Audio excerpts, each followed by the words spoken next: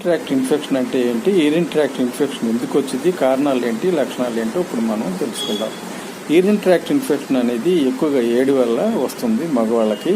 అయితే urine tract infection అనేది లేడీస్కి ఉంటే ఆ సమయంలో దాంపత్యం జరిగినట్లయితే మగవాళ్ళకి కూడా యూరిన్ ట్రాక్ట్ ఇన్ఫెక్షన్ అనేది రావడానికి ఎక్కువగా ఉంది. మరి లేడీస్కి ఎందుకు వస్తుందంటే వాళ్ళకి ఎక్కువగా ఏడు వల్ల, మరి పచ్చళ్ళ కారం ఎక్కువ తినటం వల్ల మరి యూరిన్లో ఇన్ఫెక్షన్ వస్తుంది. ఒక్కోసారి వైట్ డిశ్చార్జ్ అయ్యి నీట్నెస్ లేకపోవటం వల్ల ట్రైకోమోనాసిస్ అనే వైరస్ యాడ్ అయ్యి వాళ్ళకి యూరిన్లో ఇన్ఫెక్షన్ వచ్చి ఆ వెజిన అంతా కూడా మంటగా నొప్పిగా ఉంటుంది.